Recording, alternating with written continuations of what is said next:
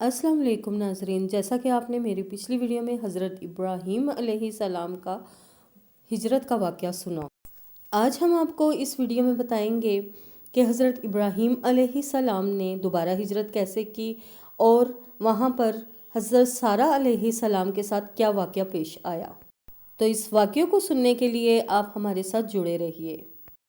جب حضرت ابراہیم علیہ السلام نے ان کافروں کو بولا کہ اللہ تعالیٰ نے ان معبودوں کے بارے میں کوئی ایسی دلیل نہیں دی، اور یہ بولا کہ اگر تم صحیح علم رکھتے ہو تو تم یہ بھی بتلا دو کہ دونوں جماعتوں میں سے زیادہ امن کا حقدار کون ہے۔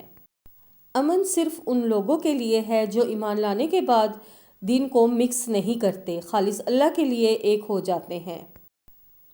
یہی ہمارے دلائل تھے جو ابراہیم علیہ السلام کو ان کی قوم کے بارے میں عطا کیے تھے، لیکن وہ لوگ کفر پر ہی قائم رہے اور کوئی بھی ایمان نہ لایا۔ چنانچہ ابراہیم علیہ السلام نے ایک دفعہ پھر ہجرت کی اور مصر جا پہنچے۔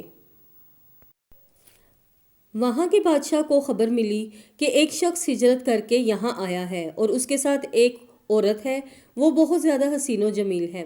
چنانچہ اس ظالم بادشاہ نے اپنے غلاموں کو بھیجا کہ اس عورت کو میرے پاس لے آؤ، ساتھ ہی اس سے پوچھنا کہ تمہارے ساتھ جو آدمی ہے وہ کون ہے، اگر وہ شخص اس کا خاوند ہوا تو اس کو قتل کر دینا۔ ادھر بادشاہ نے اپنے غلاموں کو حکم دیا اور ادھر اللہ نے ابراہیم علیہ السلام کی طرف وحی بھیجی۔ انہوں نے سارہ علیہ السلام سے کہا اگر وہ تم سے میرے بارے میں پوچھیں تو تم بتا دینا کہ تم میری بہن ہو۔ حضرت ابراہیم علیہ السلام حضرت سارہ علیہ السلام سے بولے، اے سارہ، اس روئے زمین پر میرے اور تیرے سوا کوئی مومن نہیں، یعنی ہر بندہ کافر ہے، یہ کافروں کی سرزمین ہے، اس لحاظ سے تم میری دینی بہن ہوئی، یعنی ہمارا دین یکسو ہونے کی وجہ سے تم میری بیوی بہن ہوئی۔ پھر بادشاہ نے ابراہیم علیہ السلام کو پیش کرنے کا حکم دیا۔ اس نے آپ سے پوچھا یہ عورت کون ہے؟ آپ نے جواب دیا یہ میری بہن ہے۔ اس طرح ابراہیم علیہ السلام کی زندگی میں 3 موقع ایسے آئے کہ انہوں نے اللہ کے دین کی حمایت اور مدافعت کے لیے توعیہ کیا۔ اس کا مطلب یہ ہے کہ وہ واقعہ کچھ اور ہو اور اس کو اس طرح کر کے بیان کیا گیا ہو کہ سننے والا اس واقعے کو نہ سمجھ سکے، بلکہ اس کا ذہن خلاف واقعہ کی طرف منتقل ہو جائے۔ شریعت نے بعض مخصوص حالات میں اس کی اجازت دے رکھی ہے۔ وہ واقعہ جن میں ابراہیم علیہ السلام نے توعیہ فرمائے، ان میں سے جب وہ میلے میں نہ جانے کے لیے ان لوگوں سے کہا تھا کہ میں بیمار ہوں، دوسرے موقع پر یہ فرمایا کہ یہ کام اس بڑے سردار بت کا ہے، اور تیسرے موقع پر سارہ علیہ السلام کو دینی بہن قرار دیا۔ اس ظالم بادشاہ نے سارہ علیہ السلام کو اپنی تحویل میں لے لیا۔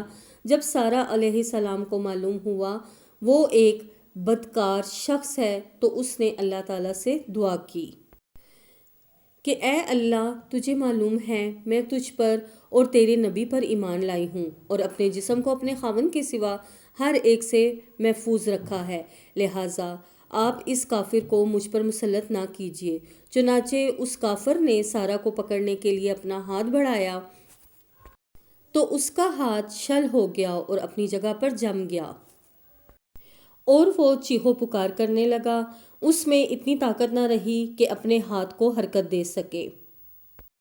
اس کی آواز سن کر اس کے محافظ بھاگے ہوئے آئے، انہوں نے اس کے ہاتھ کو چھڑانا چاہا لیکن چھوڑ نہ سکے۔ اس کی یہ حالت دیکھ کر حضرت سارہ علیہ السلام خوفزدہ ہو گئی اور انہوں نے سوچا اگر یہ مر گیا تو لوگ کہیں گے کہ میں نے اس کو قتل کر ڈالا ہے۔ انہوں نے اللہ تعالیٰ سے دعا کی کہ اسے چھوڑ دیا جائے۔ اللہ تعالیٰ نے آپ کی دعا قبول کر لی، اس کا ہاتھ ٹھیک ہو گیا، لیکن وہ ظالم پھر بھی نہ ڈرا۔ اس نے ایک بار پھر آپ کی طرف ہاتھ بڑھایا، اس کا ہاتھ پھر شل ہو گیا۔ سارہ علیہ السلام نے پھر دعا کی اور وہ دوبارہ ٹھیک ہو گیا، لیکن وہ شخص پھر بھی باز نہ آیا، اور اس نے تیسری بار پھر ہاتھ بڑھایا اور اس کا ہاتھ شل ہو گیا۔ اس نے حضرت سارہ علیہ السلام سے کہا اب کی بار تو مجھے اس مصیبت سے نجات دلائے گی تو میں تجھے چھوڑ دوں گا اور اب کی بار تیرے راستے میں نہیں آؤں گا۔ چنانچہ سارہ علیہ السلام نے اللہ تعالیٰ سے پھر دعا کی، وہ ٹھیک ہو گیا۔ تب اس نے اپنے غلاموں کو آواز دی کہ تم میرے پاس کسی انسان کو نہیں بلکہ ایک سرکش جن کو لائے ہو۔ پھر اس بادشاہ نے حضرت سارہ علیہ السلام کو عزت اور احترام کے ساتھ رخصت کیا اور ان کی خدمت کے لیے اپنی بیٹی ہاجرہ کو ان کے ساتھ دیا۔ جب حضرت سارہ علیہ السلام واپس لوٹی تو دیکھا حضرت ابراہیم علیہ السلام نماز پڑھ رہے تھے۔ نماز کے بعد انہوں نے پوچھا، سارہ، اس نے تمہارے ساتھ کیا سلوک کیا؟